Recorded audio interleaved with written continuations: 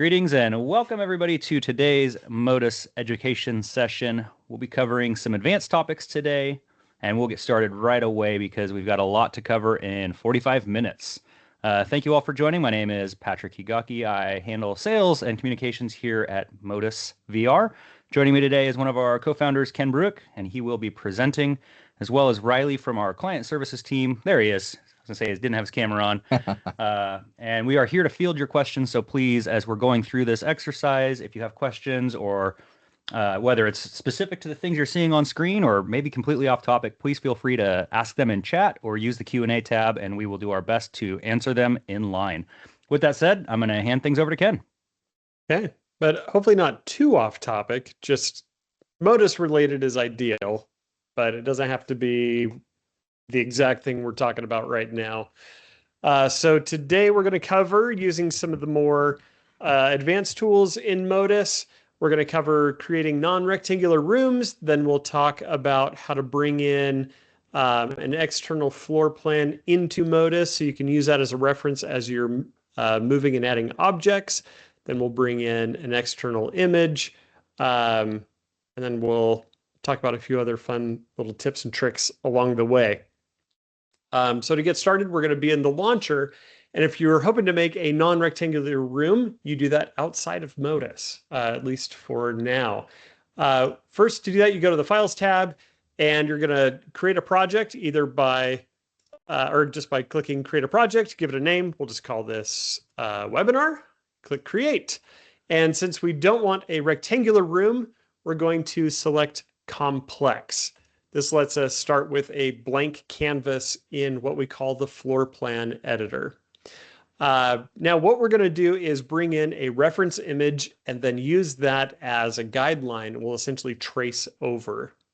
So to do that, we click on Reference, and this brings us into our reference image mode. You know you're there based on these little diagonal lines around the perimeter, and we select Image right here to go to a file. And now you can't see my file browser right here, but I'm just going to something on my machine here, and I have now selected this floor plan. So I'm using the middle mouse to zoom in and out, and then pressing and holding middle mouse to pan around. And right now we are in the calibration step. So what the details or the description on the left here is asking me to do is to find the longest straight known dimension. And this floor plan image is one that I've greatly simplified just for readability over the webinar. But I know that this long line right here is 41 feet. So I'm going to zoom in a little bit, click right at the start of that, and then come all the way over and click at the end. And then it's going to ask me how long that line was. I'm going to enter 41 feet and press OK. Now, not only does this scale the image, this will also straighten it. So if you're working off of a scanned document that's maybe slightly off kilter, the calibration process will also fix that. But now that it's in place, if I'm happy with it, I can exit reference mode by clicking this button, or I could adjust the transparency, I could rotate it a little bit more, or I could recalibrate. But I'm happy with it. So I'm going to exit reference image mode, and we can start drawing things out. Before I do that, I wanted to change a couple of things. So snapping, I'm going to change this to 1 inch snapping. I'm going to go and change the space height to 10 feet. I can do that once we're inside Modus, but I want to remember to do that now. And then I'm going to change my wall thickness to 4 inches because this is the interior of a space. From there, all I need to do to start drawing is hold Control and then click and drag. And right off the bat, we'll notice this is snapping based on 5-degree angles and 1 inch increments. And I kind of got started off on a wrong spot there. So I'm going to try again. There we go. Now, as I'm drawing this, I'm going to throw a quick curveball at you, literally. Renee would like to know, what if the wall, how do you phrase this? What if the wall is round? Okay, so if the wall has curvature, there's not a great way to handle that right now. The way most people handle it is through a lot of tiny angles. And we're hoping to address that at some point. It is not the best to work with, and we recognize that. But yeah, tiny angles is the best way to do it. Now, as we're drawing these out, you'll notice a few things. Every time I hover over a wall segment, I get these 3 white dots. These are different handles that I can interact with that portion of the wall. So if I grab this far handle, for example, it now activates all sorts of blue indicators, as well as white indicators. Anything in blue means I can actually type in a value there and adjust it. And it's all based on this selected edge. So basically any number I impact is going to move, or any number I change is going to impact how this part of the wall moves.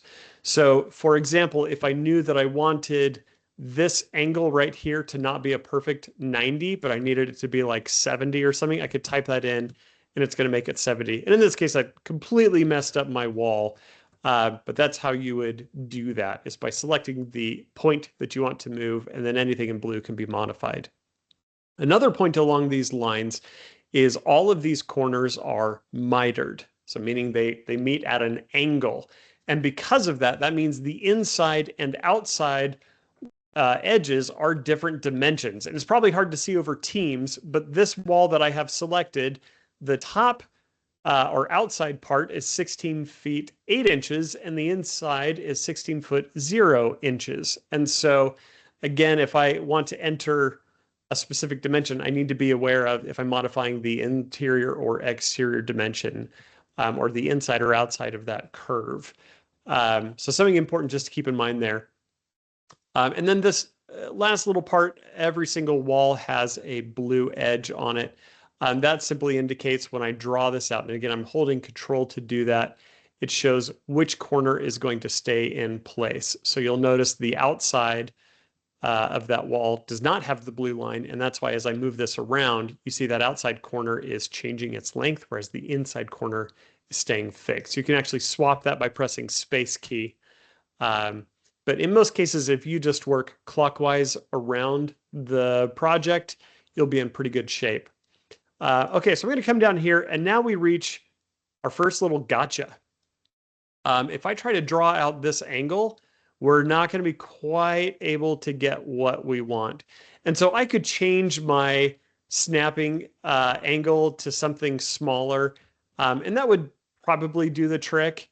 Instead, though, I'm just going to get this to where the end of this wall lines up with, at least on the horizontal line, that edge. And I'm going to keep drawing. And now I can grab this middle handle and just back into it, and we're in pretty good shape. And I can do the same thing down here as well. Draw that line and then just back into it. And then that gets us this 150.78 degrees that I never would have known to manually enter.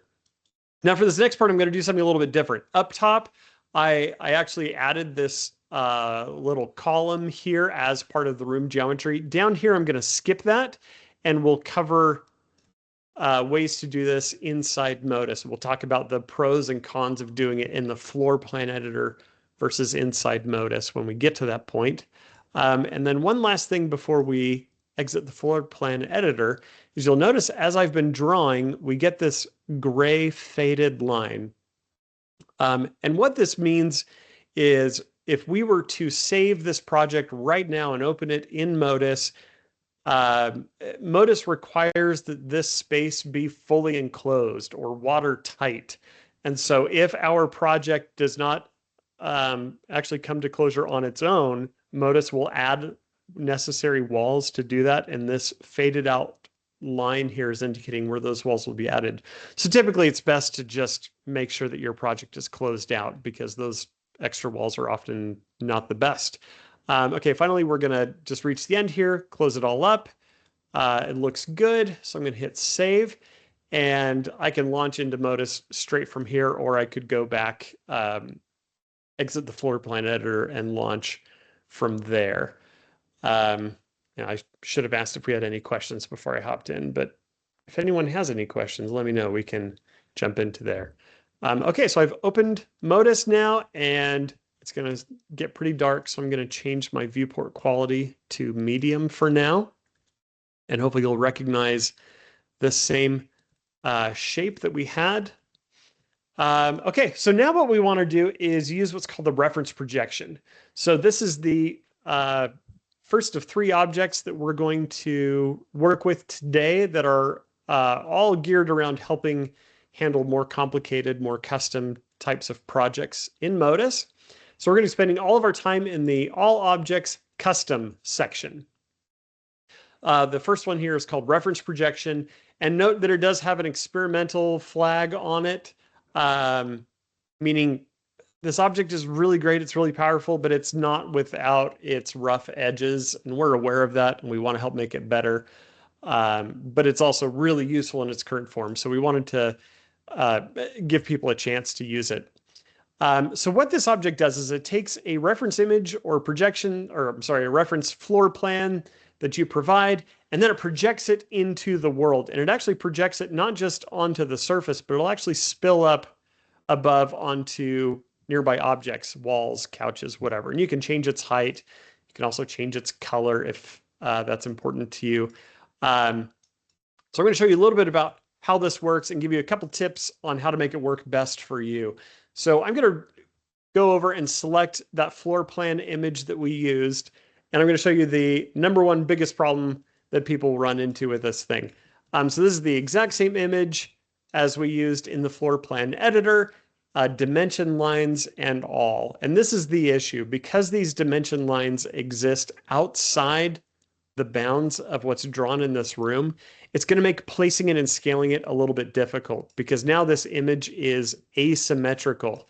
The center point of this image is not aligned with the kind of root object here, this little laser projector thingy. So if I put this in the center of the room and then I start resizing it, as we get up there, you end up having to kind of shuffle back and forth where you resize and shrink and resize.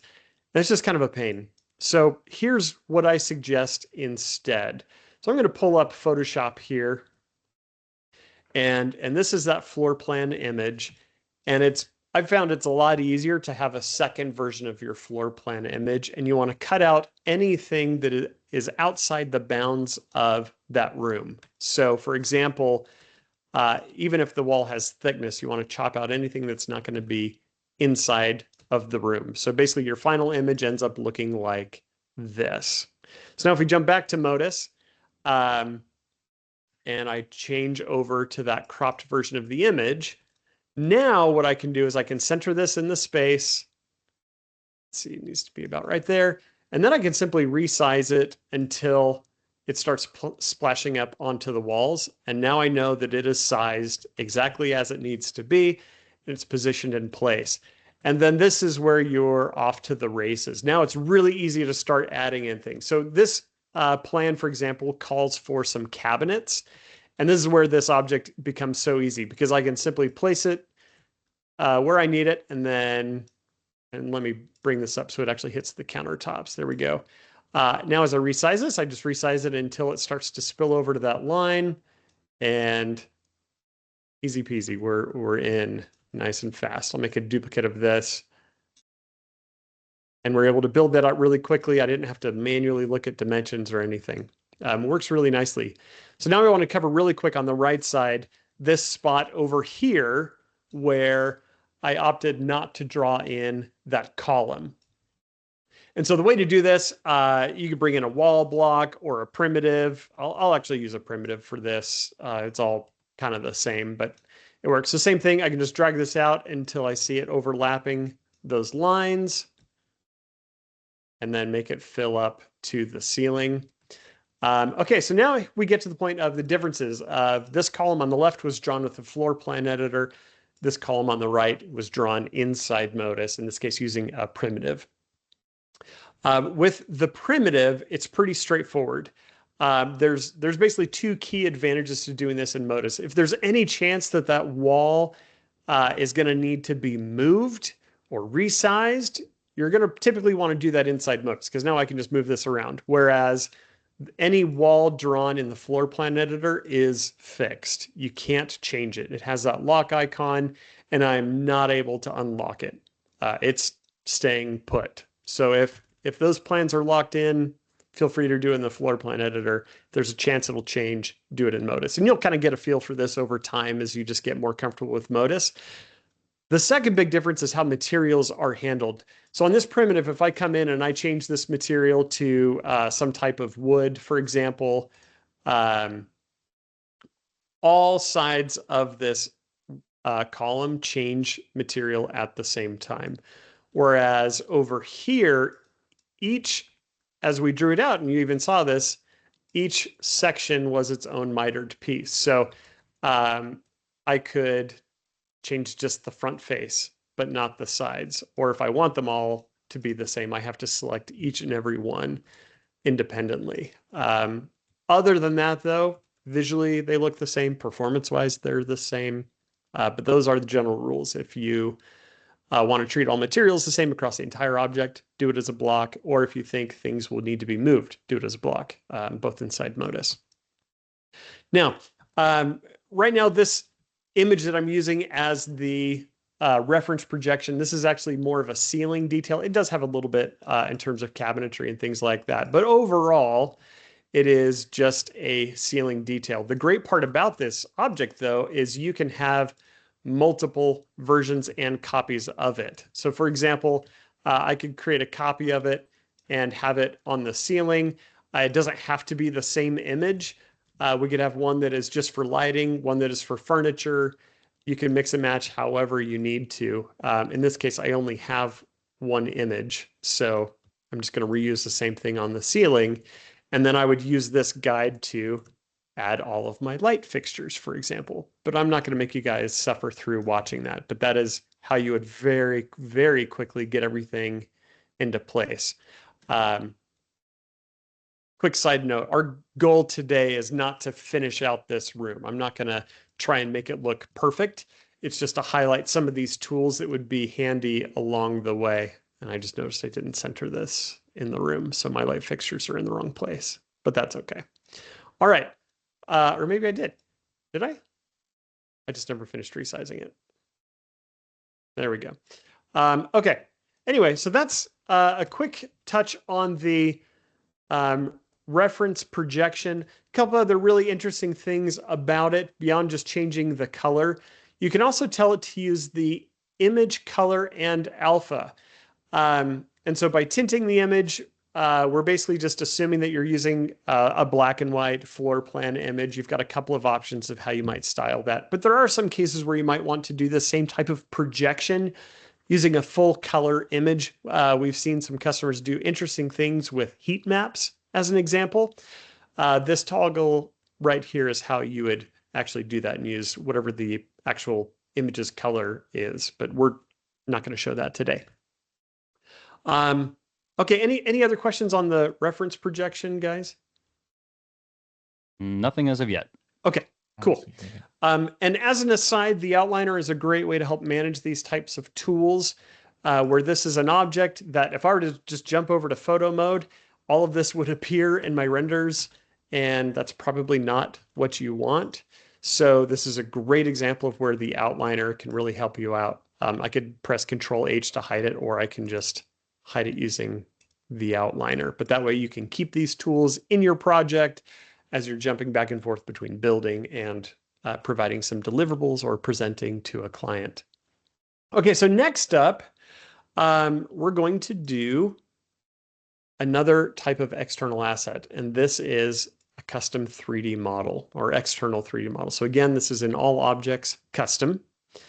And what this object allows me to do is bring in 3D models that were created somewhere outside of Modus. Riley had a great Blender webinar. Are we able to post a link to that, or did they have to register to be able to watch that? I think you have to register, but we'll probably do another one here in not too long. Okay, so we're not going to cover exactly how to prep 3D models because that is a very long, time-consuming process on its own that's well beyond the scope of this webinar. But once you bring this guy in, this lets you import a 3D model that you've either created in something like Blender or perhaps downloaded off the internet with some caveats. So I'm going to start off by bringing in a 3D model of a table. So this is the most common scenario, is a custom table. It's just a shape that we couldn't possibly cover every single possible shape out there. And so sometimes you just need something unique. So this is what external 3D model is great for: furniture, chairs, maybe a small architectural element or ceiling detail. We don't recommend doing entire floor plans this way. There's a lot of performance implications and challenges with it, so we'd recommend not doing that. But for things that go inside of a space, it's perfect. Now, right off the bat, you're going to notice our material here is really blurry. It doesn't matter which one I pick, they all look wrong. And so this is your hint that your UVs are incorrect. And this is something I'm not going to go into a whole lot of detail on just because of the timing of it or how long it takes. But UVs are like the most critical thing to figure out. If you have questions about UVs, please do reach out to support@modusvr.com because we can help out with that, or at least give you some guidance. But once your UVs are correct, and I'm going to switch this out with a properly modeled one, and you can see the difference here. Now you'll start to see that everything is nice and sharp. Which brings us to the second thing to understand with external 3D model.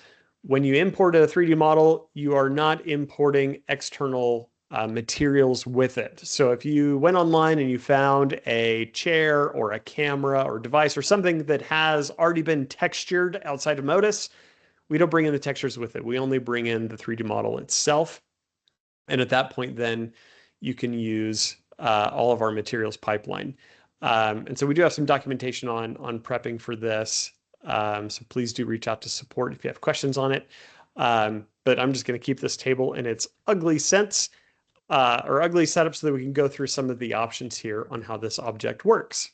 So first off the bat, we have attachable as a toggle. So this literally means, can something attach to this object? So for example, if I drag this laptop onto this table, it snaps to the top of the table. And as I move the table, the laptop goes with it. This is a perfectly acceptable behavior to have with a table. But let's say, for example, your 3D model was a chair. You usually don't want things attaching to the chair. So if we turn off attachable, now you'll find that I can't attach objects to it anymore. Really handy to understand the difference there, but by default we have attachable enabled because that is usually where it's most helpful. Okay, for the advanced model settings, all of these settings are there to help compensate or work around poorly authored models. So we see a lot of poorly modeled might be too extreme. We see a lot of models that are built under different assumptions. So this might be which axis is up, which axis is forward, what is the origin of the model. All of these help work around those things, especially if you don't have access to 3D modeling software to make those adjustments. If you do, we typically recommend making those adjustments in the authoring software so that if you reuse the same model across multiple projects, you're not having to change these things each and every time. Mount side is a really important one. So this model was created in, I don't remember, Blender or 3ds Max or something.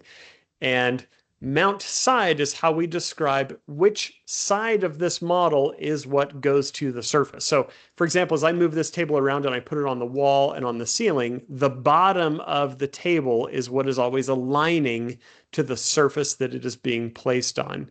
But maybe this table for some reason was modeled upside down, that we would say, okay, we want the top of the model to mount. And now since it wasn't modeled that way, this doesn't show very well. Another example might be if you had a wall sconce and in your 3D modeling software, it was sitting upright. Well, really you would want the back of that model to be what mounts to the surfaces. So now as I change this to back, you see it gets really weird behavior, but it would be correct, but depending on how that model was authored. Modeled units is another really common thing that we have to overcome. For example, so we assume everything is modeled in centimeters. So if your model comes in and it's the wrong size, there's a really good chance you were modeling in centimeters or millimeters, or I'm sorry, not centimeters, inches or millimeters or meters. If it's the wrong size, you can play with these different options and you'll very quickly find the right one. Or you can switch to freeform, in which case you can symmetrically resize your model however you might need to. Pivot, uh, the position that's basically offsetting where the mesh needs to be aligned to things. And then rotation is just simply if the mesh was facing the wrong direction. Hopefully, you don't have to deal with any of those. That really is the ideal, but it is not uncommon. Materials, this is also based on how you've set things up in your authoring software. If you are just straight importing from the internet, it is a wild west. It's hard to predict what you might get here. But if you're actually working with the software properly, you can define which parts of the mesh will have different materials applied and what they're named. So I really recommend taking the time to learn how all of this is set up on the authoring side if you're going to reuse that mesh across multiple products or projects. We have quite a few customers that kind of build up their own library of special tables and carts and things like that, and it is well worth the effort to get it right the first time if you're going to reuse it across lots of projects. Okay, that was a quick fly through on external 3D model. Guys, do we have any questions or comments that we'd like to clear up while we're still on this object? Nope, I don't think there's Not anything really. yet. Okay. Just some All right. chatter, but no questions. Okay. Hopefully it's good chatter and not They're talking Ken is about your talking face. too much. It's fine. Yeah, I know. I get it. Okay, so the final one is external image, also in the all objects custom section. Now, external image is primarily meant to be able to bring in things like logos or a single piece of artwork. This is not great if you want to do like a custom carpet or a custom wall pattern that's going to be repeated over and over. This is really for a singular image. And so we'll talk a little bit about how that works. So I'm going to select just a basic logo here, and then we'll talk a little bit about how your different options. So I just picked a JPEG. Hopefully you're familiar with the film Office Space, and if you are, then this logo might look a little familiar to you. When we pull this guy up, we have fewer options than custom 3D model because images are just much simpler to work with. The first one here is lock aspect ratio. So when this is enabled, which it is by default, when I resize the object, it is going to maintain aspect ratio of the source image. So for logos and things, that is exactly what you want. But maybe you're dealing with something that's just more like a branding pattern or a photograph or something like that, and maintaining aspect ratio is less important than just filling the space. If you disable locking aspect ratio, then you can resize on either axis independently, and the image will just fill the space. So you do typically get some loss of the image because it's cropping it. And so, again, that's why you would use it for something that's more like artwork or just basic branding, abstract elements, things like that. I'm going to put lock aspect ratio back on, and we'll move on to the next section. So mount side, this is a similar concept as we saw with the 3D model. If I force this to mount to the bottom, basically the bottom of that image is going to be what is always aligning with the surface. Which is usually not what you want. If you align to the back, then that image will always stay flat against the surface, and top does the opposite of bottom. So it's great for hanging sign. Auto basically does back when it's on a wall, top when it's on the ceiling, and bottom when it's on the floor. You can also choose to add a picture frame. So you've got some basic options like that. Useful in some scenarios. Finally, we have, I guess, almost finally, second to finally, we have a backlight option. This just allows you to change the brightness. If you are in high quality lighting mode, that will also illuminate things around it. You can kind of see it lighting up the ceiling a little bit there. We've seen some people do really interesting things with that. I'm going to bring us back to medium quality here. And then finally, we have acoustically absorptive. This is only used in one area. So if you are using the reverberation burst, which is one of our design assistants, so I'll keep it off for a moment. And when we do the reverberation burst, and it hits that, all of those particles are going to bounce off of it. However, if we enable acoustically absorptive and then we do that same thing here, whenever those particles hit the panel, they get absorbed. We did this because we have a customer or two that does custom printing on acoustic treatment, and they really wanted to be able to show that. So that's what that is for. Okay, so this has all been for a non-transparent image. So I just used a JPEG. Stop those here. Now let's see, when we select a transparent image, we get another option that has some slightly different behavior. So I'm going to come over here and select a slightly different image. And we'll do one with, okay.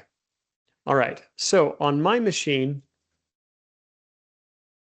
I selected a PNG image that has some transparency to it. And once I did that, we now got some addition. We got this extra option here for transparency: none, masked, and alpha. I want to talk a little bit about what these are. So masked basically means this image is either opaque or transparent. There's nothing in between. There's no partial transparency. It's either on or it's off.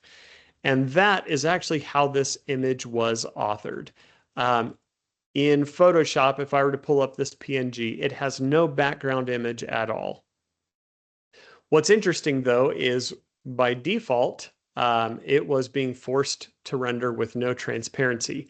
And so because of that, there was no image data in these transparent areas. And so Modus just kind of makes it up.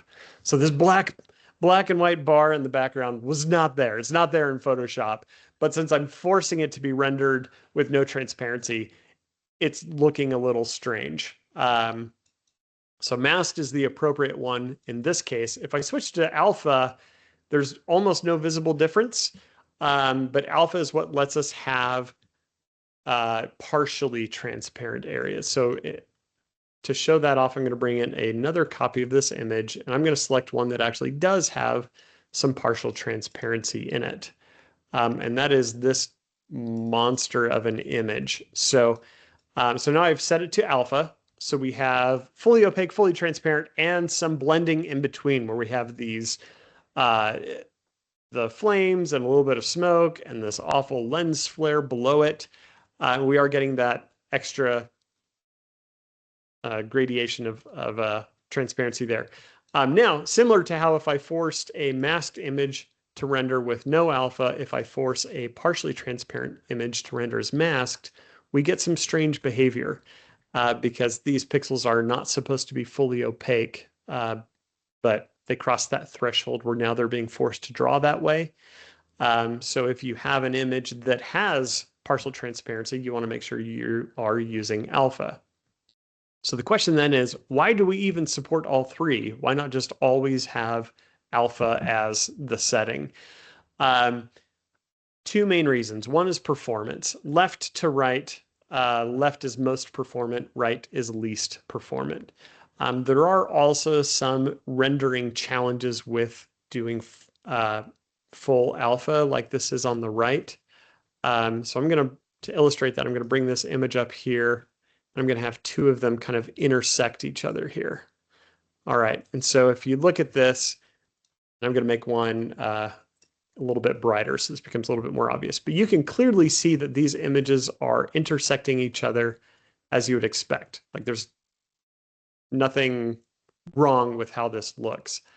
But now if I make a copy of this guy that's being rendered in alpha, and I do the same thing, the underlying rendering engine has some challenges. It can't actually decide which should be in front because of the way it handles alpha. And so this is just something to be aware of. If you're using alpha, don't let them overlap because you'll get these weird artifacts. And so that's why we have all three options exposed to users. So my general advice is use masked most of the time unless you absolutely need partial transparency, which is a totally legitimate thing, especially if you're putting a logo on glass or something like that. Great, do it. Just avoid having them overlap each other if you want predictable results. Okay, so that covers all of the different options available to the external image asset, which is a really cool object to work with. Okay, before we move on to a couple other little tips and tricks, do we have any questions that we wanted to address here? Or is there just more chatter about this? It's all about the money maker. Okay, Yeah. great. And the fingers. Okay, so I want to show a couple other things to be aware of in terms of handy objects. I'm going to come down to experimental, and I'm going to bring in the laser line. So we've been working in custom, but experimental also has the reference projection, but it also has this really handy laser line object. The laser line object is so handy for aligning things in arbitrary ways. So let's say, for example, I wanted to have a display on this side and an exact positioned one on the right side as well. So let's just toss in a TV here. The great thing about the laser line is objects will snap to it. So I can toss one over here and it'll snap to it as well. Now, the laser line, similar to the reference projection, I can change its color, I can change its thickness, but I can also add a perpendicular laser to it. So now, let's say I really wanted these to be aligned vertically and horizontally. Really easy to do that. And then just like the reference projection, I can press Control H to hide it. Or I can press Control H to bring it back. And you can have as many of these as you want to your own detriment if you would really like. So laser line is a super powerful tool. I love it whenever I hear about people using it. It can open up a lot of things. All right, so the next thing I want to cover is some advanced lighting options. And that is with the ambient lighting. And these are kind of a mysterious thing. Man, I wish we could find a better way to describe these, but here we are. So basically you have two options for changing ambient lighting brightness. And unfortunately, they are different between medium, low medium, and high quality. So right now I am in medium. So anything to the right half is considered high. Anything to the left half is considered low or medium. If I just want to change the ambient brightness of the room, I can do that. If I change ambient brightness of high quality, I'm not going to see that change because I'm not in a high quality viewport mode. This also affects your renders. If you're rendering in high quality, this thing I'm messing with right now would be quietly changing my renders. But if I switch over to high quality here, changing medium quality ambient lighting does nothing. Changing high quality ambient lighting does. I wish they could be one and the same, but due to the characteristics of it, it's not consistent across the two. So they are different. So just be aware of that's what's happening with those two things. Now I want to talk about a really cool material that not a lot of people know about, and it's called radiant. So I'm just going to select this big block over here. I'm going to change its material to radiant. And this material is also just available if you want to browse under specialty and custom.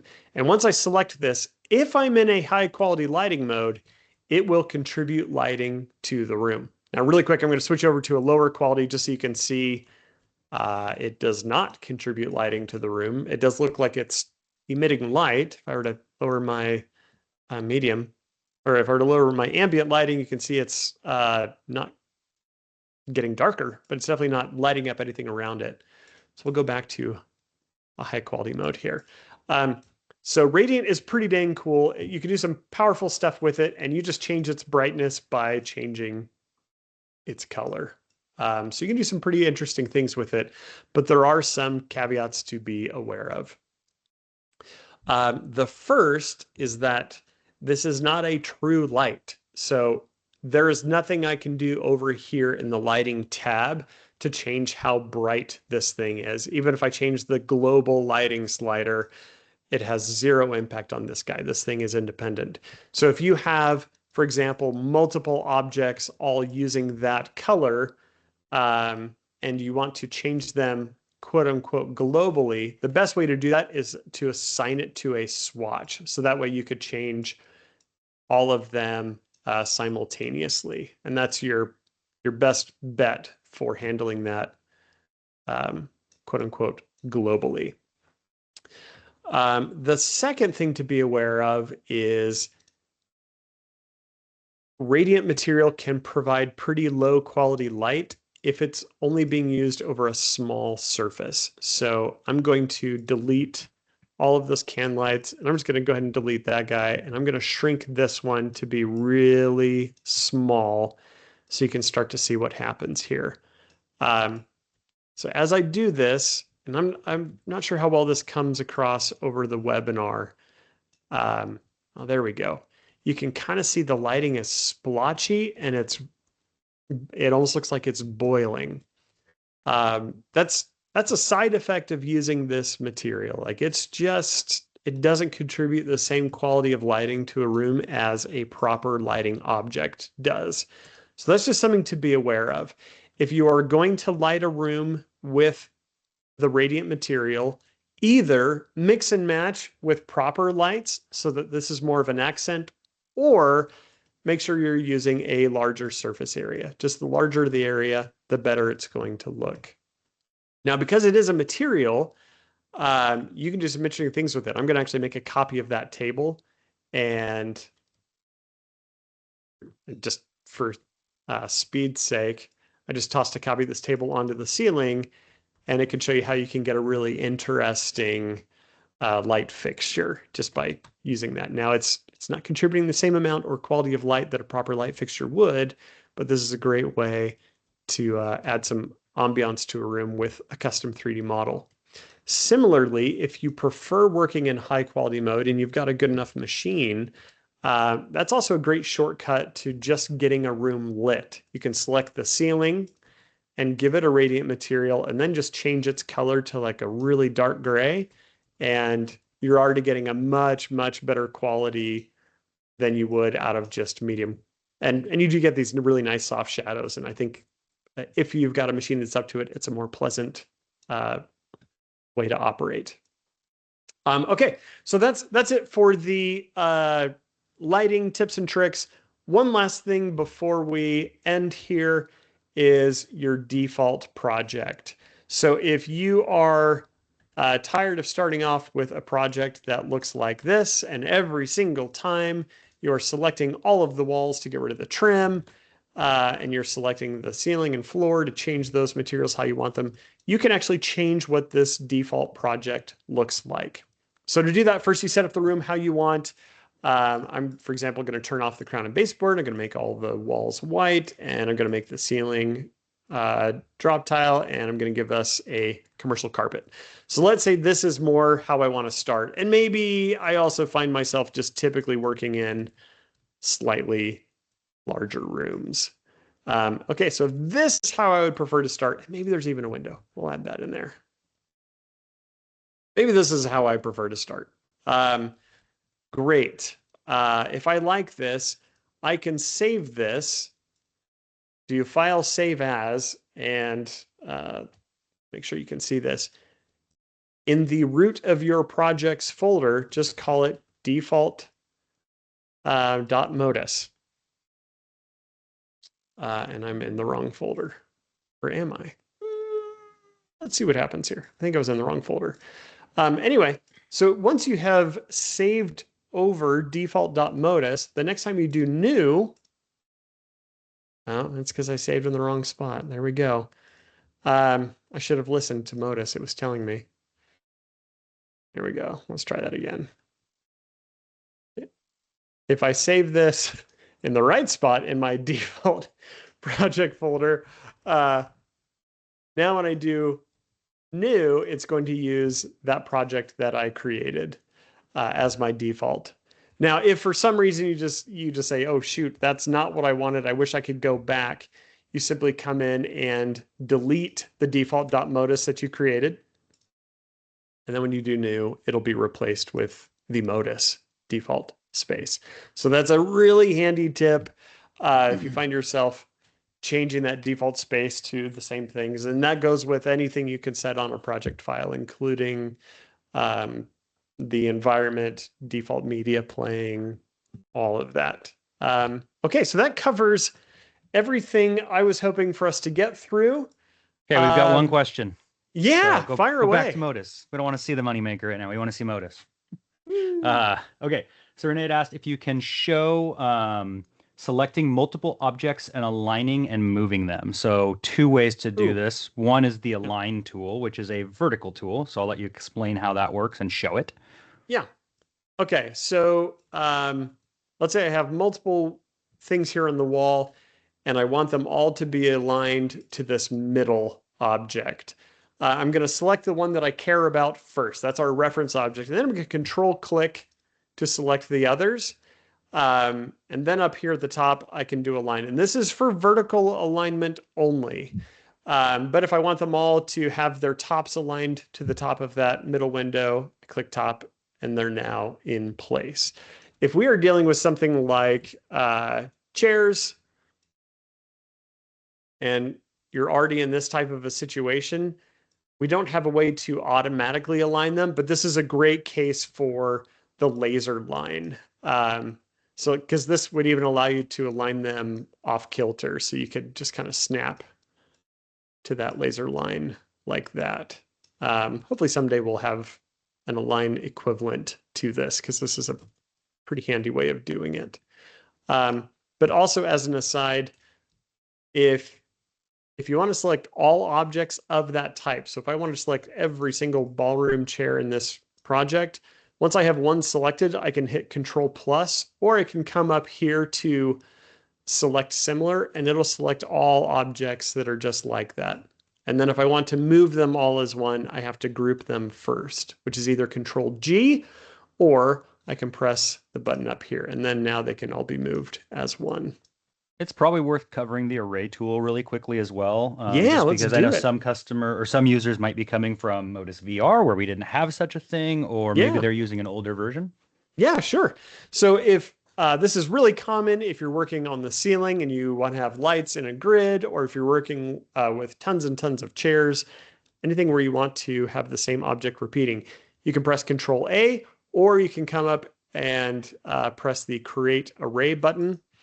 And what this does is it will start creating copies of that object. And once I select this, I'm now selecting the array, not the source object anymore. And we get a whole bunch of options for working with an array. So an array basically lets you create multiple objects on one or two axes at a time. So if we were trying to create rows and rows of chairs, we could do that. And you'll notice the first object stays in true color where all of the clones look gray. Once I deselect it, they all go back to how they should. But this is a great way for me to understand the source of the array and the direction from which things are being created. So then I'm going to add another axis, and we'll notice here the chairs came forward, but I was actually hoping to create rows behind this. So I have an option here to flip the direction that new rows are being added, and I simply click that and they now go behind. From here, I can change the spacing of these items on either axis. I can continue to change the quantity as well. Really powerful way of working with things. But there's a couple other things in here that are not immediately self-explanatory. The first is spacing method. So there's basically two ways that you can define how close or far apart you want objects in the array. So center to center is basically saying, okay, from this point to this point, what is the distance? We're measuring on center. Edge to edge is saying, okay, what do we want the gap between these two objects to be? And there are great cases for both. So let's say if we're dealing with tables and chairs, edge to edge is probably more important because we might be thinking in terms of ADA compliance, or how much space do we need in between these things. If we are dealing with a ceiling tile grid and we want to make sure that our lights are aligning with the tiles, we really want center to center, and that's where that difference matters. Spacing mode is another one that's a little bit less obvious. Fixed means I am defining the distance between objects. Auto means if I switch to resize mode, they are just going to automatically fill the space. So as I add more objects, they will do their best to just evenly distribute themselves within the bounds of the array as defined. But please use arrays. It is such a handy thing. It saves so much time. And then also, if you are like me and you think this perfect alignment is a little bit crazy, you can actually jitter the position ever so slightly. Because let's be honest, that's really what chairs would look like in that scenario. That's the array tool. It's wonderful. All right, we are over time. These are scheduled for 45 minutes, and you had wrapped things up by that time, and then I asked you to go into array tools. So thanks for covering that. We can stick around if there are any other questions that pop up or people want to chat any longer. Happy to answer those. I did post a link to our next session, which is 2 weeks from yesterday. So it's on May 20th. And it actually covers deliverables and documentation. So what to do with Modus files outside of the environment, how to produce documentation, bill of materials, line drawings, and even covering a little bit on photo and 360 modes. So it's worthwhile. It's a new session for us, so please feel free to register for it. I just popped the link into chat. And again, thank you all for joining. And if there are any questions, feel free to use chat. We'll stick around here for a few more minutes. But thanks everybody for your time. Have a great one. Thanks, everybody.